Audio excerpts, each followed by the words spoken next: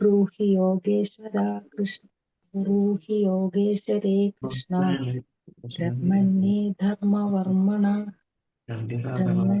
धर्मवर्मणि स्वां काष्ठा मधुनो भेद धर्माकं शरणं गतः सुदधानासि भद्रं ते भगवान् सात्विकां पतिः देवाख्यां वासुदेवस्य नरोदयस्य चिकीर्षया ഹരേ കൃഷ്ണ. ഹരേ കൃഷ്ണ. എല്ലാവർക്കും പ്രണാമം. ഹരേ കൃഷ്ണ. ഹരേ കൃഷ്ണ. ഹരേ കൃഷ്ണ. ഹരേ കൃഷ്ണ. ഹരേ കൃഷ്ണ. ഹരേ കൃഷ്ണ. ഓം നമോ ഭഗവതേ വാസുദേവായ. ഓം നമോ ഭഗവതേ വാസുദേവായ. ഓം നമോ ഭഗവതേ വാസുദേവായ. ഓം അജ്ഞാനതിമിരാന്തസ്യ ജ്ഞാനാഞ്ജനശലാകയ ചക്ഷുരുന്മീലിതം യേന തസ്മൈ ശ്രീഗുരവേ നമഃ. നമോ വിഷ്ണുപാദായ കൃഷ്ണപ്രേഷ്ഠായ ഭൂതലേ ശ്രീമതേ ഭക്തിവേദാന്ത സ്വാമിനിതി നാമിനേ. നമസ്തേ സാരസ്വതേ ദേവേ ഗൗരവാണി പ്രചാരിണേ നിർവിശേഷ ശൂന്യവാദി പാശ്ചാത്യദേശതാരിണേ. ജയ ശ്രീ കൃഷ്ണ ചൈതന്യ പ്രഭു നിത്യാനന്ദ ശ്രീ അദ്വൈത ഗദാധര ശ്രീവാസാദി ഗൗരഭക്തവൃന്ദ. ഹരേ കൃഷ്ണ കൃഷ്ണ കൃഷ്ണ ഹരേ ഹരേ ഹരേ രാമ രാമ രാമ ഹരേ ഹരേ. ഹരേ കൃഷ്ണ. നിഗമകൽപ്പതരോർഗളിതം ഫലം ശുഖമുഖാമൃതദ്രവ സംയുതം പിബത ഭാഗവതം രസമാലയം മുഹുരഹോ രസികാ ഭുവി ഭാവുകാഃ. നാരായണം നമസ്കൃത്യം നരം ചൈവ നരോത്തമം ദേവീം സരസ്വതീം വ്യാസം തതോ ജയമുദിരയേത്. നഷ്ടപ്രായേഷു ഭദ്രേഷു നിത്യം ഭാഗവത സേവയാ ഭഗവതേ ഉത്തമ ശ്ലോകേ ഭക്തിർഭവതി നൈഷ്ടകീ. കൃഷ്ണായ വാസുദേവായ ദേവകീ നന്ദനായ ച നന്ദഗോപകുമാരായ ഗോവിന്ദായ നമോ നമഃ.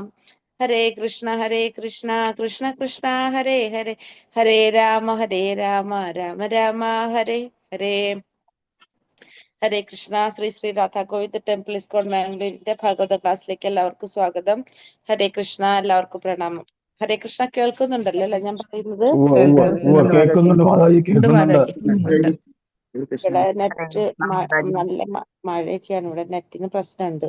ഇവിടെ മഴയൊക്കെയാ, കറണ്ട് ഇതിന്റെ ഒക്കെ പ്രശ്നം. ഓക്കെ. ഇവിടെ അത് നല്ല മഴയാണ്. ഹരേ കൃഷ്ണ. അപ്പൊ നമ്മൾ ഇന്നലെ നമ്മൾ ഏത് ശ്ലോകം കണ്ടത്? 16, 17, 18 അല്ലേ? ഇന്നലെ നമ്മള് നോക്കിയത്. ഇന്നലത്തെ ശ്ലോകത്തിൽ നമ്മൾ എന്താ പറഞ്ഞത്? ഭഗവാൻ അനന്തനാണ്, ഭഗവാനെ കുറിച്ച് അറിയണമെങ്കിൽ ആത്മീയ ജ്ഞാനം അതായത് ഭഗവാനെ കുറിച്ച് മനസ്സിലാക്കണമെങ്കിൽ എത്രത്തോളം നമ്മള് എന്താ പറയുന്നത്, ദൃഢമായിട്ട് അവസ്ഥിതമല്ലാത്തവർക്ക് ഭഗവാന്റെ അതീന്ദ്രിയ കർമ്മങ്ങളുടെ വിശദമായ വർണ്ണനയിലൂടെ അങ്ങയുടെ നന്മയിൽ ആത്മസാക്ഷാത്കാര മാർഗം. അപ്പൊ എത്രത്തോളം നമുക്ക് ഭൗതികമായി നീങ്ങി നിൽക്കുന്നുണ്ടോ അത്രത്തോളം നമുക്ക് എന്ത് സാധിക്കും? ആത്മീയമായ കാര്യങ്ങൾ മനസ്സിലാക്കാനായിട്ട് ഗ്രഹിക്കുള്ളൂ. ഭൗതികതയിൽ നിന്ന് മാറിയാൽ മാത്രമേ നമുക്ക് ആത്മീയ കാര്യങ്ങൾ മനസ്സിലാക്കാനായിട്ട് സാധിക്കുള്ളൂ എന്നുള്ളത് നമ്മൾ 16ാമത്തെ ശ്ലോകത്തിൽ കണ്ടു. 17ാമത്തെ ശ്ലോകത്തിൽ എന്താ കണ്ടത്? ഭക്തിയുത സേവനത്തിനായി ധർമാനുസൃത കർമ്മങ്ങൾ പരിത്യജിക്കുന്ന ഒരാൾ ചിലപ്പോൾ സ്വധർമ്മം പരിത്യജിച്ച് ഭഗവത് സേവനം ചെയ്യുന്ന ഒരു വ്യക്തിക്ക് ഏതൊരു അവസ്ഥയിലും അദ്ദേഹത്തിന് എന്ത് കിട്ടും? അദ്ദേഹം വിജയത്തിൽ കൈവരിക്കും. പക്ഷെ നേരെ മറിച്ച് സ്വധർമ്മങ്ങൾ പാലിച്ചാലും എന്ത് ചെയ്യുന്നില്ല, ഭക്തിയുത സേവനം ചെയ്യുന്നില്ലെങ്കിൽ ആ വ്യക്തിക്ക് എത്ര കർമ്മത്തിൽ പൂർണ്ണനാണെങ്കിലും അദ്ദേഹത്തിന് എന്ത് കിട്ടുന്നില്ല? ഒരു നേട്ടവും കൈവരിക്കാൻ സാധിക്കുന്നില്ല എന്ന് കണ്ടു. 18ാമത്തെ ശ്ലോകത്തിൽ എന്താ പറഞ്ഞത്? നമ്മൾ ആഗ്രഹിച്ചില്ലെങ്കിൽ പോലും സുഖങ്ങളും ദുഃഖങ്ങളും വന്നുകൊണ്ടുവരും. അതെ, നമ്മൾ ആഗ്രഹിച്ചാലും ഇല്ലെങ്കിലും സുഖങ്ങളും ദുഃഖങ്ങളും നമുക്ക് വന്നുകൊണ്ടേയിരിക്കും. അതെന്തായാലും വരും. പക്ഷെ അതെ, ഭക്തിയുടെ സേവനം ചെയ്താൽ മാത്രമേ നമുക്ക് എന്ത് കിട്ടുള്ളൂ? ഭഗവാനെ കുറിച്ച് മനസ്സിലാക്കാൻ അറിയാനായിട്ട് സാധിക്കുള്ളൂ, സാക്ഷാത്കാരത്തിലേക്ക് നേടാനായിട്ട് സാധിക്കുള്ളൂ. ഇത്രയും കാര്യങ്ങളാണ് നമ്മൾ കഴിഞ്ഞ 3 ശ്ലോകങ്ങളിൽ നമ്മൾ പഠിച്ചത്.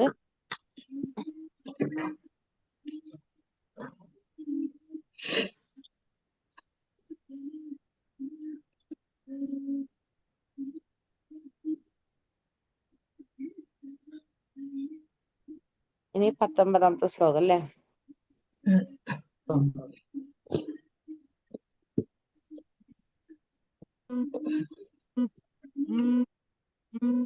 ഹരേ കൃഷ്ണ. ഓം നമോ ഭഗവതേ വാസുദേവായ. ന വൈ ജനോ ജാതു കഥഞ്ചനാവ്രജേ മുകുന്ദ സേവ്യാന്യവദങ്ക സംസൃതിം സ്മരൻ മുകുന്ദാഖ്യുപ ഗുഹനം പുനർ വിഹാതുമിച്ഛേന രസഗ്രഹേ ജനഃ.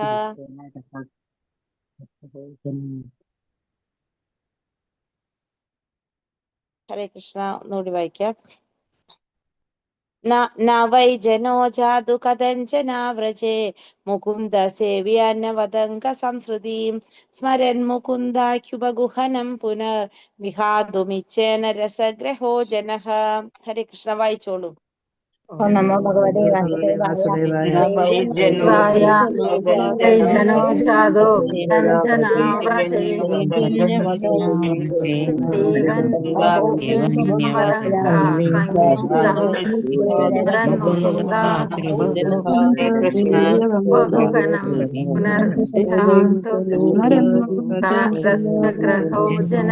ഹരേ കൃഷ്ണ.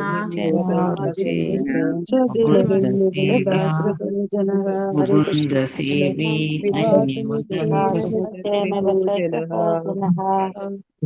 ഹരേ കൃഷ്ണ. ന ഒരിക്കലും, വൈ നിശ്ചയമായും, ജന ഒരു വ്യക്തി, ജാതു ഏതു സമയത്തും, കഥഞ്ചന ഒരു വിധത്തിൽ അല്ലെങ്കിൽ മറ്റൊരു വിധത്തിൽ, ആവ്രജേൽ വിധേയമാകരുത്, മുകുന്ദ സേവി ഭഗവത് ഭക്തൻ, അന്യവൽ മറ്റുള്ളവരെ പോലെ, അംഗ അല്ലയോ എന്റെ പ്രിയപ്പെട്ട, സംസൃതി ഭൗതികാസ്തിത്വം, സ്മരൻ സ്മരിക്കുന്നു, മുകുന്ദ ആംഘ്രി ഭഗവത് പാദകമലങ്ങളിൽ, ഉപഗുഹനം സർവാത്മന അംഗീകരിക്കുക, പുന വീണ്ടും, വിഹാതും ഉപേക്ഷിക്കാൻ തയ്യാറായി, ഇച്ഛേൽ ഇച്ഛിക്ക്, ന ഒരിക്കലും, രസഗ്രഹ രസം ആസ്വദിച്ച ഒരുവൻ, ജനഹ വ്യക്തി. വിവർത്തനം ഭാവാർത്ഥം. ശ്രീല പ്രഭുപാദ് കി ജയ്.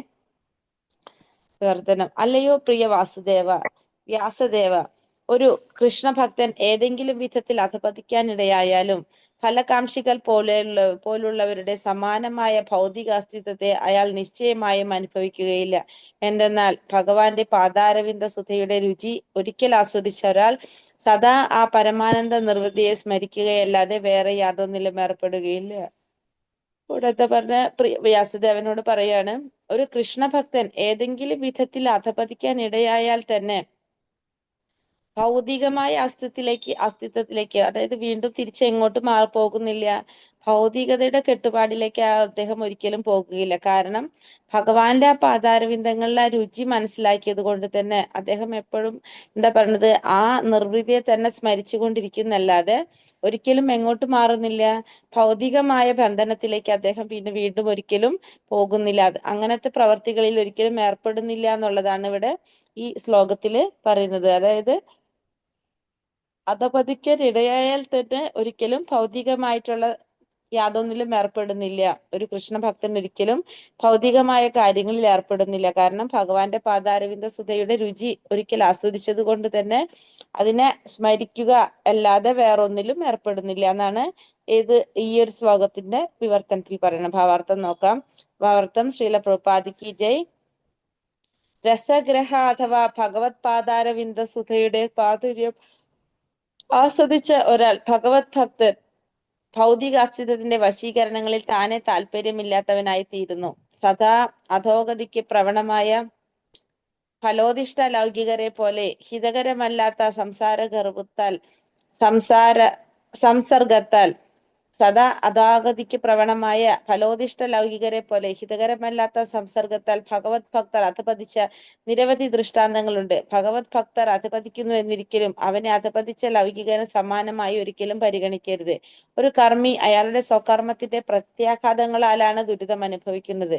അതേസമയം ഭക്തൻ ഭഗവാനാൽ സ്വയം ഏൽപ്പിക്കപ്പെടുന്ന ശാസനകളാൽ ഉദ്ധരിക്കപ്പെടുന്നു.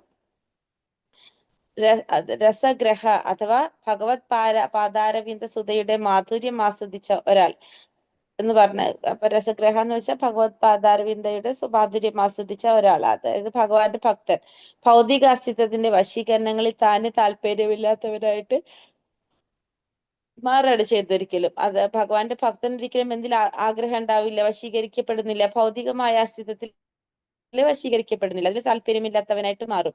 അപ്പോ സദാ അധോഗതിക്ക് പ്രവണമായ ഫലോദിഷ്ട ലൗകികരെ പോലെ ഹിതകരമല്ലാത്ത സംസർഗത്താൽ ഭഗവത് ഭക്തർ അധിപതിച്ച നിരവധി ദൃഷ്ടാന്തങ്ങൾ ഉണ്ടായിട്ടുണ്ട്. അപ്പൊ അതേപോലെ തന്നെ ഭഗവാന്റെ ഭക്തന്മാർക്കും എന്ത് സംഭവിക്കാം? അധപതനം സംഭവിക്കാം. അങ്ങനത്തെ സന്ദർഭത്തിലും ഭഗവത് ഭക്തർ അധപതിക്കുന്നു എന്നിരിക്കലും അവനെ അധപതിച്ച ലൗകികന് സമാനമായിട്ട് ഒരിക്കലും പരിഗണിക്കാനായിട്ട് പാടില്ല. അപ്പൊ അങ്ങനെ അധപതിച്ച സമയത്തും ഒരിക്കലും ആരായിട്ട് കാണാൻ പാടില്ല? സാധാരണ ഭൗതികവാദികളെ പോലെ ഒരിക്കലും അവരെ പരിഗണിക്കാനായിട്ട് പാടില്ല.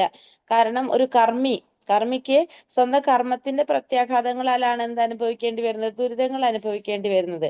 അതേസമയം ഒരു ഭക്തനാണെങ്കിൽ സ്വയം ഏൽപ്പിക്കപ്പെടുന്ന ശാസനകളാൽ ഉദ്ധരിക്കപ്പെടുന്നു. ഒരു സ്വയം ഏൽപ്പിക്കപ്പെടുന്ന, അതേസമയം ഒരു ഭക്തൻ ഭഗവാനാൽ സ്വയം ഏൽപ്പിക്കപ്പെടുന്ന ശാസനകളാൽ ഉദ്ധരിക്കപ്പെടുന്നത്. അപ്പൊ ഭഗവാന് ആരാണ് നിയന്ത്രിക്കുന്നത്? ഭഗവാനാണ് ആരെ നിയന്ത്രിക്കുന്നത്? ഭക്തന്മാരെ നിയന്ത്രിക്കുന്നതും എല്ലാതും ഭഗവാനാണ് ചെയ്യുന്നത്. അപ്പൊ ഒരു ഭക്തൻ ഭഗവാൻ സ്വയം ഏൽപ്പിക്കപ്പെടുന്ന ഭഗവാൻ ഏൽപ്പിക്കപ്പെടുന്ന ശാസനകളാൽ ഉദ്ധരിക്കപ്പെടാണ് ചെയ്യുന്നത്. ആര്? ഒരു ഭക്തനെ പ്യൂരിഫൈ ചെയ്തുകൊണ്ടിരിക്കുകയാണ് ആര് ചെയ്യുന്നത്? അവിടെ ഭഗവാൻ ചെയ്യുന്നത്. പക്ഷെ ഒരു കർമ്മി ചെയ്യുന്ന സ്വന്തം കർമ്മങ്ങളുടെ അടിസ്ഥാനത്തിലാണ് എന്ത് അനുഭവിക്കേണ്ടി വരുന്നത്? ദുരിതം അനുഭവിക്കേണ്ടതായിട്ട് വരുന്നത്. ഒരു അനാഥ ബാലന്റെ ദുരിതങ്ങളും രാജാവിന്റെ പ്രിയ ശിശുവിന്റെ വിഷമതകളും സമാനങ്ങളല്ല. ഒരു അനാഥൻ ആരും സംരക്ഷിക്കപ്പെടാൻ ഇല്ലാത്തതിനാൽ സ്വാഭാവികമായും വാസ്തവികമായും പാവപ്പെട്ടവനാകുന്നു. അപ്പൊ ഒരു ഉദാഹരണം പറഞ്ഞ അങ്ങനെ ഒരു അനാഥ ബാലന്റെ ദുരിതങ്ങളും രാജാവിന്റെ പ്രിയ ശിശുവിന്റെ വിഷമങ്ങളും ഒരിക്കലും സമാനമല്ല. ഒരു അനാഥ ബാലൻ എങ്ങനെയാണ്? ആരും ഇല്ലാത്തത് കൊണ്ട് പാവപ്പെട്ടവൻ, വാസ്തവികമായിട്ടും എന്താണ്? പാവപ്പെട്ടവനാണ്. എന്നാൽ ഒരു സമ്പന്ന പുത്രൻ അനാഥന്റെ അതേ തലത്തിലായി കാണപ്പെടുന്നുവെങ്കിലും അവൻ സദാ സമർത്ഥനായ തന്റെ പിതാവിന്റെ ശ്രദ്ധയും കീഴിലാണ്. അപ്പോ ഇവിടെന്താ പറഞ്ഞ? ഒരു അനാഥ ബാലൻ ആരും സംരക്ഷിക്കാനില്ല എന്ന് വെച്ചിട്ടുണ്ടെങ്കിൽ സ്വാഭാവികമായിട്ടും എന്താണ്? പാവപ്പെട്ടവനാണ്, കഷ്ടപ്പെടേണ്ടതാണ്. പക്ഷെ ഒരു സമ്പന്നന്റെ പുത്രൻ സാധാരണ രീതിയിൽ നമുക്ക് എന്താ മനസ്സിലാക്കാം? സാധാരണ തലത്തില് അതേപോലെ കാണപ്പെടുന്നെങ്കിലും ശരിക്കും ആരാണ്? ഒരു സമർത്ഥനായ പിതാവിന്റെ ശ്രദ്ധയുടെ കീഴിലാണ് ആര്? ആ പിതാവിന്റെ പുത്രൻ വരുന്നത്. ഒരു ഭഗവത് ഭക്തൻ ദുഷിച്ച സംസർഗം നിമിത്തം ചിലപ്പോഴൊക്കെ സുഖഭോഗ കർമ്മികളെ അനുകരിക്കുന്നു. ഇപ്പോ ഒരു ഭക്തൻ ചിലപ്പോ എന്താണ് സംഭവിക്കുന്നത്? ഈ സംസർഗത്തിന്റെ ഫലമായിട്ട്, ഈ ഭൗതികമായിട്ടുള്ള ഭക്തന്മാരുമായിട്ടുള്ള സംസർഗത്തിന്റെ ഫലമായിട്ട് സുഖഭോഗ കർമ്മികളെ അനുകരിക്കുന്നുണ്ട്. ഫലോദിഷ്ട കർമ്മികൾ ഭൗതിക ലോകത്തിന് അതീതമായി ഇതിനെ അടക്കി ഭരിക്കാൻ ആഗ്രഹിക്കുന്നു. ഇപ്പൊ ഫലം ആഗ്രഹിക്കുന്ന ഫലോദിഷ്ട കർമ്മികൾ എന്താ ചെയ്യുന്നത്? ഭൗതിക ലോകത്തിന് അതീതമായിട്ട് ഇതിനെ അടക്കി ഭരിക്കാനായിട്ട് അവര് ആഗ്രഹിക്കും. അതേപോലെ ഒരു അഭിനവ ഭക്തർ ഭക്തിയുടെ സേവനത്തിന് പകരമായി ചില ഭൗതിക ശക്തികൾ സംഭരിക്കണമെന്ന് മൂഢമായി വിചാരിക്കുന്നു. അപ്പൊ അഭിനവ ഭക്തർ എന്ത് വിചാരിക്കും? ഈ ഭൗതിക ലോകത്തിന് അതീതമായിട്ട് അതിനെ അടക്കി ഭരിക്കാനായിട്ട് ആഗ്രഹിക്കും. അതേപോലെ തന്നെ ഭക്തിയുടെ സേവനത്തിന് പകരമായിട്ട് ചില ഭൗതിക ശക്തികൾ സംഭരിക്കാനായിട്ടും എന്ത് ചിന്തിക്കണം? ഒരു അഭിനവ ഭക്തന്മാർ മൂഢരായിട്ട് വിചാരിക്കും. അപ്രകാരമുള്ള ഭൂഢഭക്തന്മാരെ ചിലപ്പോഴൊക്കെ ഭഗവാൻ പ്രയാസങ്ങളിൽ പെടുത്തുന്നു. ഇത്തരത്തിൽ ആഗ്രഹിക്കുന്നവരൊക്കെ ഭഗവാൻ എന്ത് ചെയ്യും? പല സമയങ്ങളിലും പ്രയാസങ്ങളിൽ അകപ്പെടുത്താറുണ്ട്. സവിശേഷ പ്രീതിയായി അമിത വാത്സല്യത്തോടെ ഭഗവാൻ സർവ ഭൗതിക സാമഗ്രികളും ഇല്ലാതാക്കുന്നു. അത്തരം പ്രവൃത്തിയിലൂടെ സംഭ്രാന്തനായ ഭക്തനെ സർവ്വ ബന്ധുക്കളും മിത്രങ്ങളും ഉപേക്ഷിക്കുന്നു. അപ്രകാരം അവൻ വീണ്ടും ഭഗവത് കൃപയാൽ സുബോധവാനായി തീരുകയും യഥാർഹമായ ഭഗവത് സേവനത്തിൽ വ്യാപൃതനാവുകയും ചെയ്യുന്നു. അപ്പോ ചിലപ്പോ എന്താ പറയുക, അഭിനവ ഭക്തന്മാര് ഭക്തിയുടെ സേവനത്തിന് പകരമായിട്ട് ഭൗതിക ശക്തികൾ സംഭരിക്കണം എന്നൊക്കെ മൂഢമായിട്ട് വിചാരിക്കും. അപ്പൊ അത്തരത്തിലുള്ള ഭക്തന്മാരെ ഭഗവാൻ എന്ത് ചെയ്യും? ചില പ്രയാസങ്ങളിൽ ഏർപ്പെടുത്തും. അപ്പോ സ്വാഭാവികമായിട്ട് എന്താണ്? സവിശേഷ പ്രീതിയായി അമിത വാത്സല്യത്തോടെ ഭഗവാൻ അവരുടെ ഭൗതികമായിട്ടുള്ള സാമഗ്രികളെല്ലാം ഇല്ലാതാക്കും. അപ്പൊ അങ്ങനെ അതിൽ സംഭ്രാന്തനാകുമ്പോൾ എന്ത് ചെയ്യും? സർവ്വ ബന്ധുക്കളും മിത്രങ്ങളും ഒക്കെ അവർ ഉപേക്ഷിക്കും. അപ്പൊ ഉപേക്ഷിക്കുമ്പോൾ എന്താണ് ചെയ്യുന്നത്? അവരാരും ഇല്ലാതെ വരുമ്പോൾ വീണ്ടും ഭഗവാന്റെ കൃപയാൽ സുബോധവാനായി തീർന്ന് യഥാർഹമായ ഭഗവത് സേവനത്തിൽ വ്യാപൃതരാവുകയും ചെയ്യും. അത്തരം പതിതാത്മാക്കൾക്ക് ഉന്നത യോഗ്യതയുള്ള ബ്രാഹ്മണ കുടുംബത്തിലോ അല്ലെങ്കിൽ സമ്പന്ന വാണിജ്യ കുടുംബത്തിലോ ജന്മമെടുക്കാനുള്ള ഒരു അവസരം കൂടി ലഭ്യമാകുന്നുവെന്ന് ഭഗവത്ഗീതയിൽ സുവ്യക്തമായി അരുളി ചെയ്തിരിക്കുന്നു. അപ്പൊ നമുക്കറിയാം അത്തരത്തിലുള്ള ഭക്തന്മാർക്ക് ഭഗവാൻ വീണ്ടും ജന്മം കിട്ടാൻ അവസരം കൊടുക്കുമ്പോൾ എവിടെയാണ് കൊടുക്കുന്നത്? വാണിജ്യ കുടുംബങ്ങളില്, സമ്പന്ന കുടുംബങ്ങളില്, ബ്രാഹ്മണ കുടുംബത്തില്, അങ്ങനെയുള്ള ഒരു ശ്രേഷ്ഠരായ കുടുംബങ്ങളിലായിരിക്കും ജന്മമെടുക്കാൻ അവസരം കൊടുക്കുന്നതെന്ന് ഭഗവത്ഗീതയിൽ വ്യക്തമായിട്ട് പറഞ്ഞിട്ടുണ്ട്. അത്തരം പദവിയിലുള്ള ഒരു ഭക്തൻ ഭഗവാനാൽ കഠിനമായി ശാസിക്കപ്പെട്ട് ബാഹ്യദൃഷ്ട്യാ നിസ്സഹായമായ ഒരവസ്ഥയെന്ന് തോന്നിപ്പിക്കുന്ന അവസ്ഥയിൽ അകപ്പെടുത്തപ്പെട്ട ഒരാളോളം ഭാഗ്യവാനല്ല. അത്തരം പദവിയിലുള്ള ഒരു ഭക്തൻ ഭഗവാനാൽ കഠിനമായി ശാസിക്കപ്പെട്ട് ബാഹ്യദൃഷ്ട്യ നിസ്സഹായനായ ഒരു അവസ്ഥയെന്ന് തോന്നിപ്പിക്കുന്ന അവസ്ഥയിൽ അകപ്പെടുത്തപ്പെട്ട ഒരാളോളം ഭാഗ്യവാനല്ല. അപ്പൊ ഇത്തരത്തില് ജന്മം കിട്ടുന്ന ഒരു ഭക്തൻ ആരെക്കാളും ഭാഗ്യവാനല്ല എന്നാ പറയണത്. ബാഹ്യദൃഷ്ട്യ നിസ്സഹായൻ എന്നൊരു അവസ്ഥയെന്ന് തോന്നിപ്പിക്കുന്ന അവസ്ഥയിൽ അകപ്പെട്ട ഒരാളോളം ഭാഗ്യവാനല്ല എന്നാ പറയുന്നത്. അതായത് ഭഗവാൻ കഠിനമായി ശാസിക്കപ്പെട്ട് ഭഗവാന്റെ ശാസനയില് ബാഹ്യമായ അവസ്ഥയിൽ നമുക്ക് തോന്നാണ് ആ വ്യക്തി എന്ത് ചെയ്യാണെന്ന്. ആ വ്യക്തി ബാഹ്യദൃഷ്ട്യ നിസ്സഹായനായിട്ടുള്ള ഒരവസ്ഥ, ആ ഒരു അവസ്ഥയിൽ എത്തുന്ന ഒരു വ്യക്തിയുള്ള അത്രത്തോളം ഭാഗ്യവാനല്ല ആളെന്ന് ഭഗവാനോട് പറയാണ്. ആരാണ് പറയണത് ഇവിടെ? ഭഗവാനല്ലല്ലോ, നാരദ മഹർഷി പറഞ്ഞു കൊടുക്കാണ് അല്ലെ. ഭഗവത് ഇച്ഛയാൽ നിസ്സഹായനായി തീർന്ന ഒരു ഭക്തൻ ഉന്നത കുടുംബത്തിൽ അല്ലെങ്കിൽ സമ്പന്ന കുടുംബത്തിൽ ജന്മം ലഭിച്ച ഒരുവനേക്കാൾ മഹാഭാഗ്യവാനാണ്. ഭഗവത് ഇച്ഛയാല് നിസ്സഹായനായി തീർന്ന ഒരു ഭക്തൻ ഉന്നത കുടുംബത്തിൽ അല്ലെങ്കിൽ സമ്പന്ന കുടുംബത്തിൽ ജന്മം ലഭിച്ച ഒരുവനേക്കാൾ മഹാഭാഗ്യവാനാണ്. അപ്പൊ ഒന്നുകൂടി ക്ലിയർ ആക്കി തരാണ്. അപ്പൊ ഇങ്ങനെ ഭഗവാന്റെ ഇച്ഛ കൊണ്ട് നിസ്സഹായനായി തീർന്ന ഒരു ഭക്തൻ എങ്ങനെയാണ് പറയുന്നത്? ഉന്നത കുടുംബത്തില് അല്ലെങ്കിൽ നമ്മൾ ഈ പറഞ്ഞ പോലെ ശ്രേഷ്ഠരായ ബ്രാഹ്മണന്മാരുടെ ഒരു കുടുംബത്തിൽ ജന്മമെടുത്തവനേക്കാൾ ഭാഗ്യവാനാണ് എങ്ങനെയുള്ള ഭക്തൻ? ഭഗവാന്റെ ഇച്ഛ കൊണ്ട് നിസ്സഹായനായി തീർന്ന ഒരു ഭക്തൻ. സൽകുടുംബത്തിൽ ജനിച്ച അധപതിക്കപ്പെട്ട ഭക്തൻ ഭഗവാന്റെ പാതാരവിന്ദങ്ങളെ വിസ്മരിച്ചേക്കൽ. എന്നാൽ നിരാലംബ അവസ്ഥയിൽ അകപ്പെട്ട ഭക്തൻ സദാസമയവും നിസ്സഹായനെന്ന് സ്വയം ചിന്തിച്ച് ഭഗവാനെ അഭയം പ്രാപിക്കിയാൽ ദ്രുതമായി ഭഗവാന്റെ പാതാരവിന്ദങ്ങളിൽ മടങ്ങിയെത്തുന്നു. അതിനാൽ അയാൾ അത്യധികം ഭാഗ്യമുള്ളവനായിരുന്നു. എന്തുകൊണ്ടാണ് അങ്ങനെ പറയാൻ കാരണം? ഒരു സമ്പന്ന കുടുംബത്തിൽ അല്ലെങ്കിൽ ഉന്നത കുടുംബത്തിൽ ജന്മം കിട്ടിയ ഒരു വ്യക്തിക്ക് ചിലപ്പോ എന്ത് സംഭവിക്കാം? ഭഗവാന്റെ പാതാരവിന്ദങ്ങളെ വിസ്മരിച്ചേക്കാം. പക്ഷെ നിരാലംബ അവസ്ഥയിൽ എത്തിക്കഴിഞ്ഞിട്ടുള്ള ഒരു ഭക്തൻ സദാസമയവും താൻ നിസ്സഹായനാണ്, ഭഗവാൻ മാത്രമേ അഭയമുള്ളൂ എന്ന് ചിന്തിച്ചുകൊണ്ട് ഭഗവാനെ തന്നെ നിരന്തരം ചിന്തിച്ചുകൊണ്ടിരിക്കുന്നത് കൊണ്ട് തന്നെ ഭഗവാന്റെ പാതാരവിന്ദങ്ങളിൽ ആ വ്യക്തി ആ ഭക്തൻ മടങ്ങിയെത്തും. അതിനാൽ അയാൾ അത്യന്തം ഭാഗ്യമുള്ളവനാണെന്ന് പറയാം. കാരണം ഭഗവാന്റെ എന്താ പറയാ ശാസനകളാൽ ശിക്ഷിക്കപ്പെട്ട ഒരു ഭക്തനാണെങ്കിൽ അദ്ദേഹം നിരാലംബരാവസ്ഥയിലാണ്. തനിക്ക് ഭഗവാനല്ലാതെ വേറൊരാളും ഇല്ല എന്ന് മനസ്സിലാക്കുന്നത് കൊണ്ട് സദാസമയം ഭഗവാനെ ചിന്തിച്ചിരിക്കുന്ന ഒരു വ്യക്തിയായിരിക്കും ആ വ്യക്തി. പക്ഷേ ഭഗവാന്റെ നമ്മൾ പറഞ്ഞ പോലെ സമ്പന്ന കുടുംബത്തിലൊക്കെ ജന്മം കിട്ടിക്കഴിഞ്ഞാലോ അദ്ദേഹം ഭഗവാനെ കുറിച്ച് സദാസമയം സ്മരിക്കണമെന്നില്ല. അതുകൊണ്ട് അത്യന്തം ഭാഗ്യമുള്ളവൻ ആരാണ്? ഏത് സമയത്തും ഭഗവാന്റെ പാതാരവിന്ദങ്ങൾ ഭഗവാനെ കുറിച്ച് സ്മരിച്ചു കൊണ്ടിരിക്കുന്ന ആ ഭക്തനാണെന്ന് ഇവിടെ പറയാണ്. ഒരു ഭക്തൻ ഭൗതിക ആസ്വാദനത്തിൽ താനെ താല്പര്യം നഷ്ടപ്പെടുന്ന വിധത്തിൽ അത്രത്തോളം ആത്മീയ മാധുര്യമുള്ളതാണ് ശുദ്ധ ഭക്തിയുടെ സേവനം. അപ്പൊ ഒരു ഭക്തന് ഭൗതികമായ ആസ്വാദനത്തിൽ തന്നെ താല്പര്യം നഷ്ടപ്പെടും. ആ ഒരു വിധത്തില് അത്രത്തോളം മാധുര്യമുള്ളതാണ് എന്ത്? ശുദ്ധ ഭക്തിയുടെ സേവനം എന്ന് പറഞ്ഞത്. ശുദ്ധ ഭക്തിയുടെ സേവനം ചെയ്യുമ്പോൾ നമ്മൾ അറിയാതെ തന്നെ നമുക്ക് എന്ത് സംഭവിക്കാണ്? നമുക്ക് ഭൗതികമായ ആസ്വാദനത്തിലുള്ള താല്പര്യം തന്നെത്താനെ നഷ്ടപ്പെടാണ് ചെയ്യുന്നത്. ഭക്തിയുടെ സേവന പുരോഗമനപരമായ പരിപൂർണതയുടെ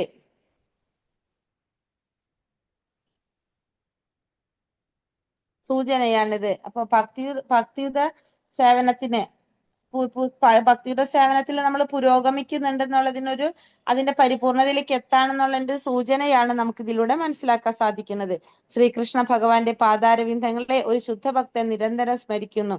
ത്രിഭുവനങ്ങളിലെയും സമസ്ത സമ്പത്തും പകരമായി നൽകാമെന്ന് വാഗ്ദാനം ചെയ്താലും ഒരു നിമിഷത്തേക്ക് പോലും ഭക്തൻ ഭഗവാനെ വിസ്മരിക്കുന്നില്ല. അപ്പോ ഭഗവാന്റെ പാതാരവിന്ദങ്ങളെ ഒരു ശുദ്ധ ഭക്തൻ എപ്പോഴും സ്മരിച്ചുകൊണ്ടിരിക്കുകയാണ്.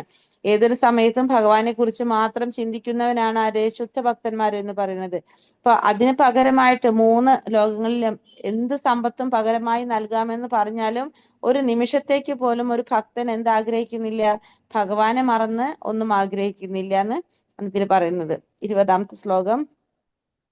ഇതം ഹി വിശ്വം ഭഗവാനി വേതരോ യതോ ജഗൽസ്ഥാന നിരോധ സംഭവഃ തദ്ധി സ്വയം വേദ ഭവാസ്തഥാപിതേ പ്രദേശമാത്രം ഭവത പ്രദർശിതം.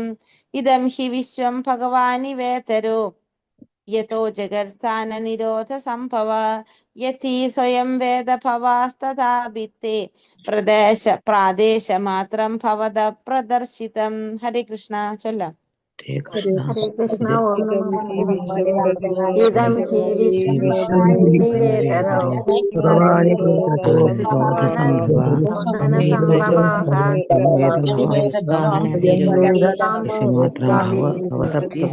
വേദരോ ആദേശമാത്രം ഭവത പ്രദർശിതം.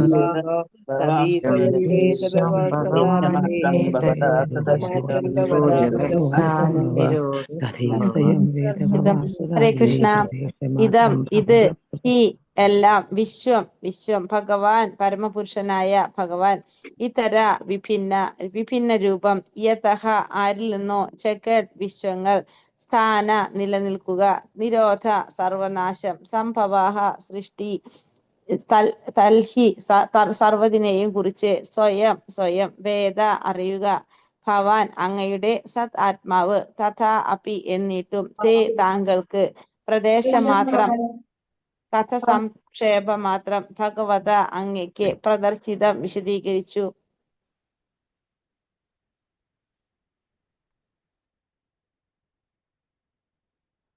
വിവർത്തനം. ഭാവാർത്ഥം. ശ്രീല പ്രഭുപാദ് കി ജയ്.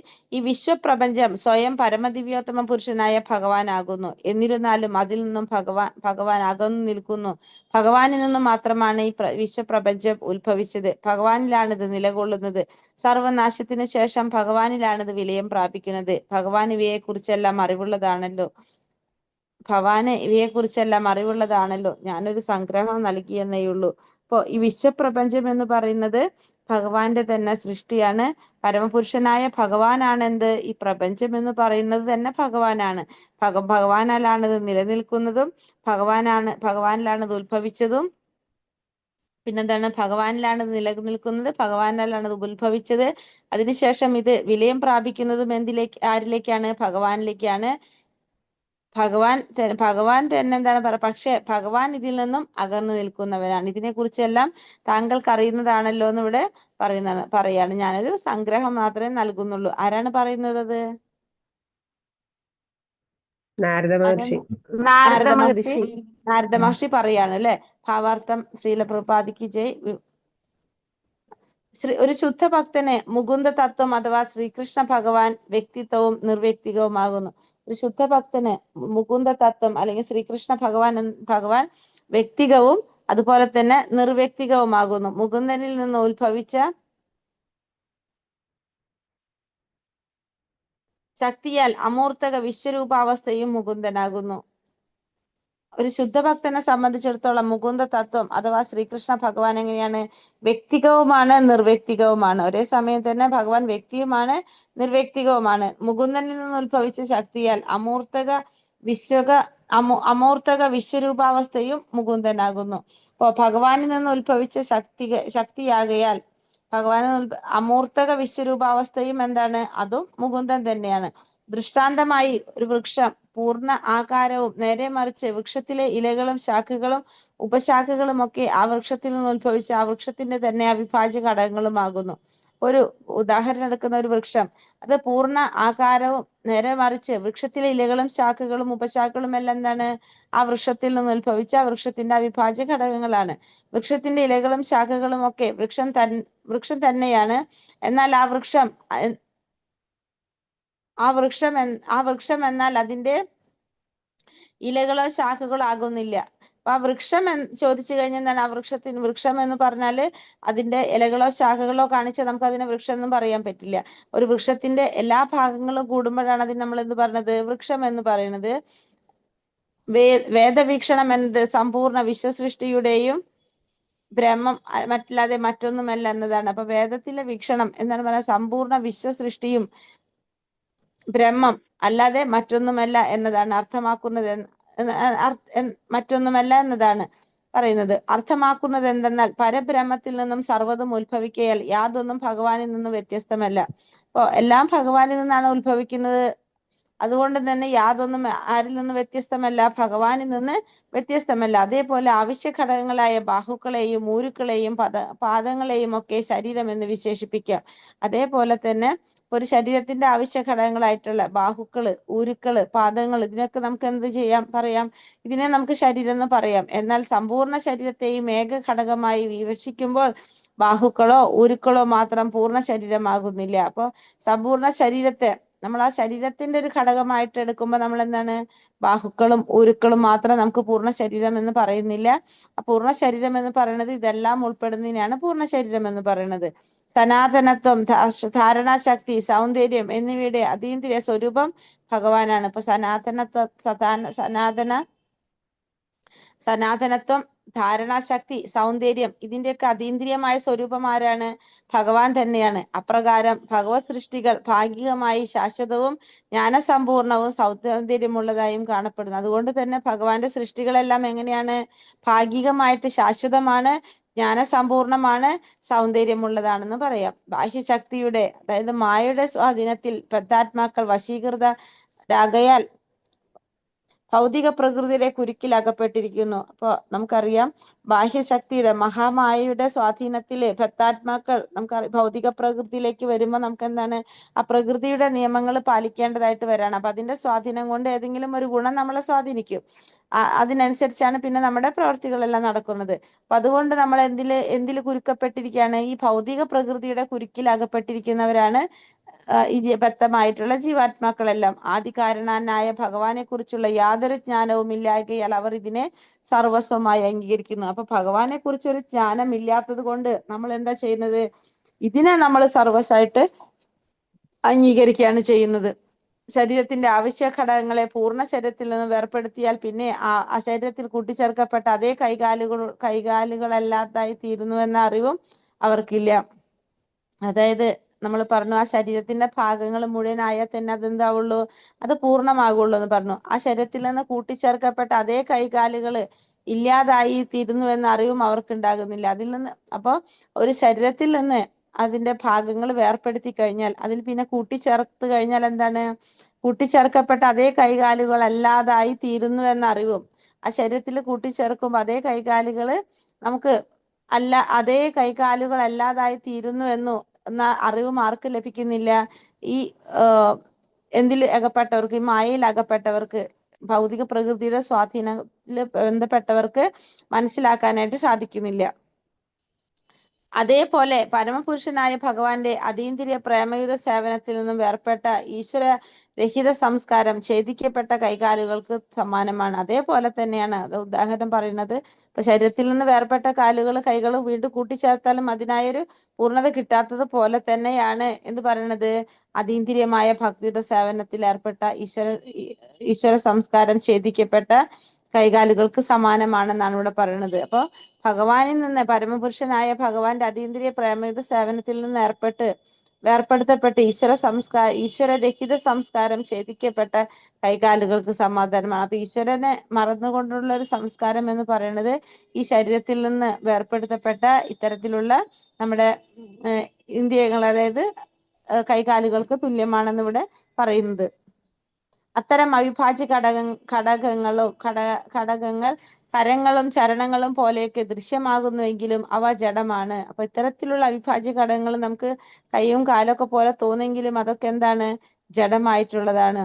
ഭഗവത് ഭക്തനായ ശ്രീ വ്യാസദേവന് ഇത് സുഗ്രാഹ്യമാണ്. ആകയാൽ ഭൗതിക ബന്ധനത്തിന്റെ കുരുക്കിലകപ്പെട്ട ബദ്ധാത്മാക്കൾ അദ്ദേഹത്തിൽ നിന്ന് അഭ്യാസങ്ങൾ സ്വീകരിച്ച് പരമദിവ്യോത്തമ പുരുഷനായ ഭഗവാനെ ആദികാരണമായി മനസ്സിലാക്കാൻ ശ്രീ നാരദൻ ആശയത്തെ വിപുലമായും സുവ്യക്തമായും വിശദീകരിച്ച് വർണ്ണിക്കാൻ വ്യാസദേവനെ വീണ്ടും ഉപദേശിച്ചു. അപ്പൊ ഇതൊക്കെ ആർക്കറിയാം?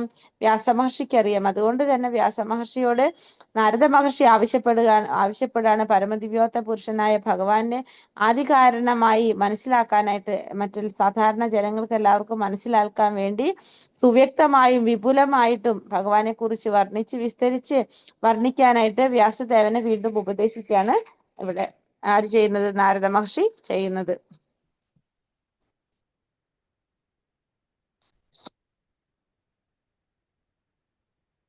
വേദവീക്ഷണം അനുസരിച്ച് ഭഗവാൻ സ്വാഭാവികമായി പരിപൂർണ ശക്തിമാനാണ്. ഭഗവാന്റെ പരമശക്തികളും സദാ ശ്രേഷ്ഠവും ഭഗവാനിൽ നിന്നും അഭിന്നവും സദൃശ്യവുമാകുന്നു.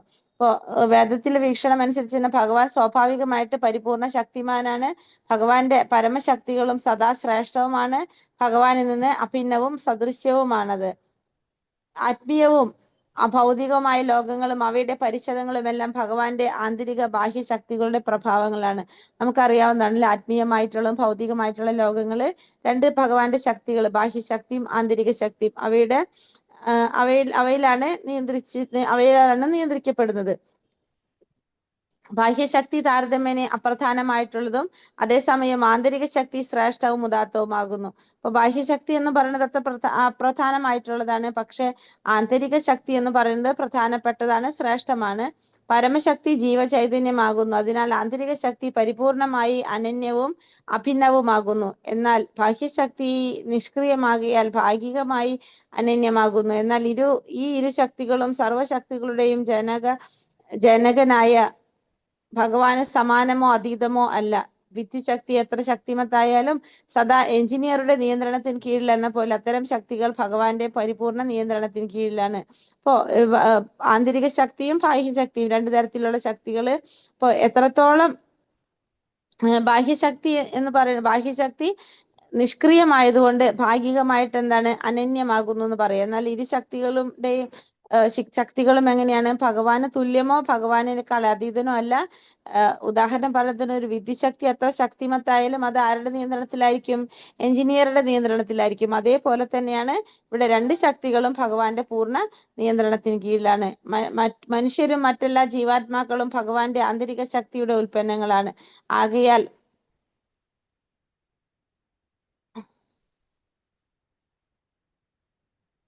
ഭഗവാന്റെ ഇവിടെ പറഞ്ഞ മനുഷ്യരും മറ്റെല്ലാ ജീവാത്മാക്കളും ആരുടെ നിയന്ത്രണത്തിലാണ്? ആന്തരിക ശക്തിയുടെ ഉൽപ്പന്നങ്ങളാണ്. ആകയാൽ ജീവാത്മാക്കൾ ഭഗവാനോട് നിർവിശേഷരാണ്. എന്നാൽ അവർ ഒരിക്കലും പരമദിവ്യോത്തമ പുരുഷന് തുല്യരോ ഭഗവാനേക്കാൾ ശ്രേഷ്ഠരോ അല്ല. ഇപ്പോ ഭഗവാന്റെ ആന്തരിക ശക്തിയുടെ ഉൽപ്പന്നങ്ങളാണ് എന്ത്? എല്ലാ മനുഷ്യരും ജീവാത്മാക്കളെല്ലാം തന്നെ. പക്ഷെ അതുകൊണ്ട് തന്നെ ജീവാത്മാക്കളെല്ലാം എന്താണ്? ഭഗവാനോട് നിർവിശേഷരാണ്, ഭഗവാനുമായിട്ട് ബന്ധമുള്ളവരാണ് എല്ലാ ജീവാത്മാക്കളും. എന്നാൽ അവരൊരിക്കലും എന്തല്ല? ഭഗവാന് തുല്യരോ ഭഗവാനേക്കാൾ ശ്രേഷ്ഠരല്ല. ഭഗവാനും ജീവാത്മാക്കളും വ്യക്തിരക്ത സ്വരൂപങ്ങളാണ്. ഇപ്പൊ രണ്ട് വ്യത്യസ്ത സ്വരൂപങ്ങളാണ് ആര്? ജീവാത്മാക്കളും ഭഗവാനും. ഭൗതിക ശക്തിയുടെ സഹായത്താൽ ജീവാത്മാക്കളും ചിലതൊക്കെ സൃഷ്ടിക്കുന്നുവെങ്കിലും അവയുടെ ഒരു സൃഷ്ടിക്കും ഭഗവത് സൃഷ്ടിക്ക് തുല്യമോ ഭഗവത് സൃഷ്ടിയേക്കാൾ ശ്രേഷ്ഠമോ അല്ല. അപ്പൊ ഭൗതിക പ്രകൃതിയുടെ എന്താ പറയാ സഹായം കൊണ്ട് ജീവാത്മാക്കള് ചിലപ്പോ പലതും സൃഷ്ടിക്കാം. പക്ഷെ ആ സൃഷ്ടി നടത്തുന്നത് ഒന്നും എന്തിനു തുല്യരല്ല? ഭഗവാന്റെ സൃഷ്ടിക്കോ ഭഗവാന്റെ സൃഷ്ടിയേക്കാൾ ശ്രേഷ്ഠമോ അല്ല. മനുഷ്യർ ചെറിയ ലീലാലോലുപമായ സ്പുട്നിക് സൃഷ്ടിച്ചേക്കാം.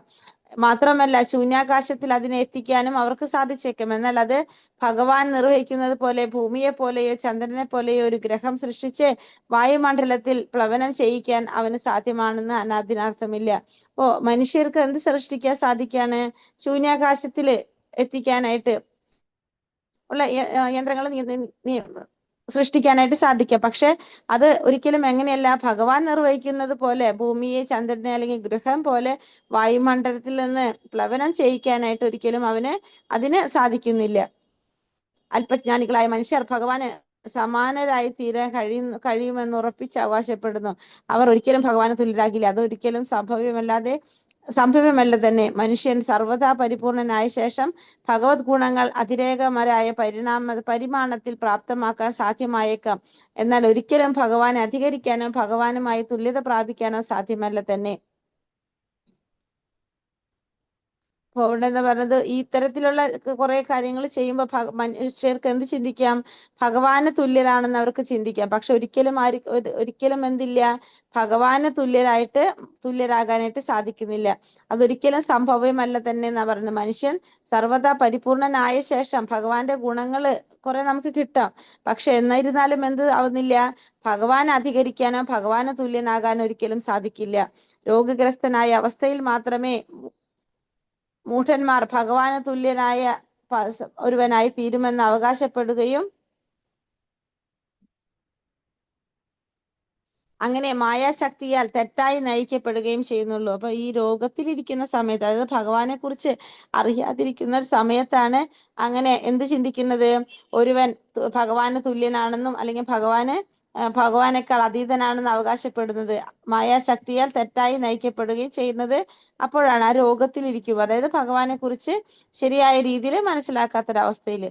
മാർഗഭ്രംശം സംഭവിച്ച വ്യക്തികൾ നിശ്ചയമായും ഭഗവാന്റെ പരമോന്നത അധികാരത്തെ അംഗീകരിക്കുകയും ഭഗവാനെ പ്രേമയുത സേവനം സമർപ്പിക്കാൻ തയ്യാറാവുകയും ചെയ്യുന്നു. അപ്പോൾ ഈ മാർഗഭ്രംശം സംഭവിച്ച വ്യക്തികൾ ഒരു പ്രാവശ്യം ഭഗവാനെ കുറിച്ച് മനസ്സിലാക്കിയവരാണ്, പിന്നീട് ഭൗതികമായിട്ടുള്ള ആ ഒരു സമ്പർക്കം കൊണ്ട് മാർഗഭ്രംശം സംഭവിച്ചു പോയവരാണ്. അവരെന്താ ചെയ്യുന്നത്?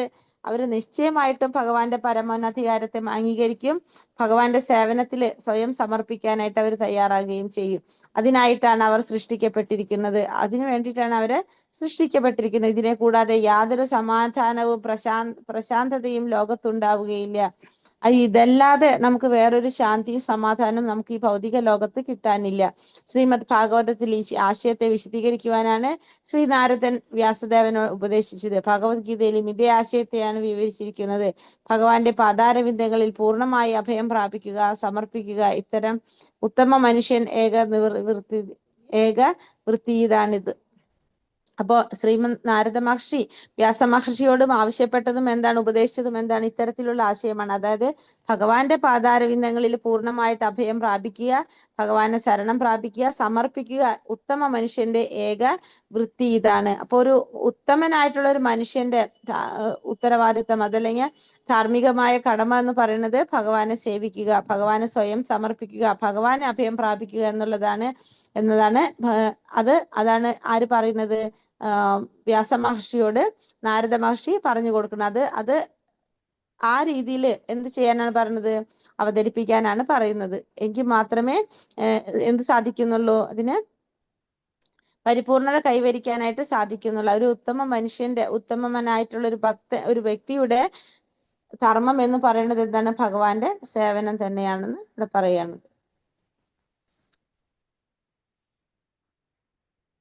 ഹരേ കൃഷ്ണ. അടുത്ത ശ്ലോകത്തിലേക്ക് പോകാൻ പറ്റുമോ? ഹരേ കൃഷ്ണ. അടുത്ത ശ്ലോകം നാളെ എടുക്കല്ലോ, അല്ലെങ്കിൽ നമുക്ക് 24. അതെ മാതാജി, വൈകിയില്ലേ? 6:24. ഹരേ കൃഷ്ണ. പഞ്ചകൽപതരൂപേശ്ച കൃപാസിന്ധോ പതിതാനാം പാവനേഭ്യോ വൈഷ്ണവേഭ്യോ നമോ നമഃ. അനന്തകോടി വൈഷ്ണവൃന്ദി കി ജയ്. ശ്രീല പ്രഭുപാദ് കി ജയ്. ഗുരുദേവ് കി ജയ്. നിതായ് ഗൗര ബ്രഹ്മാനന്ദേ. ഹരി ഹരി ബോൾ. ഹരേ കൃഷ്ണ മാതാജി. ഹരേ കൃഷ്ണ മാതാജി. നാളെ ഏകാദശിയാണ്, ക്ലാസ് ഉണ്ടോ? ഹരേ കൃഷ്ണ. നാളെ ക്ലാസ് ഉണ്ടാവില്ല. നാളെ ഉണ്ടാവില്ല, മറ്റന്നാളായിരിക്കും ക്ലാസ്. നാളെ ഏകാദശി അല്ലേ? ഹരേ കൃഷ്ണ. ശ്ലോകത്തില് പാരായണത്തിന് പേര് ആരുടെ കയ്യിൽ കൊടുക്കണം? ഗ്രൂപ്പിലിട്ടാ മതി മാതാജി. ഈ ഗ്രൂപ്പിലാ?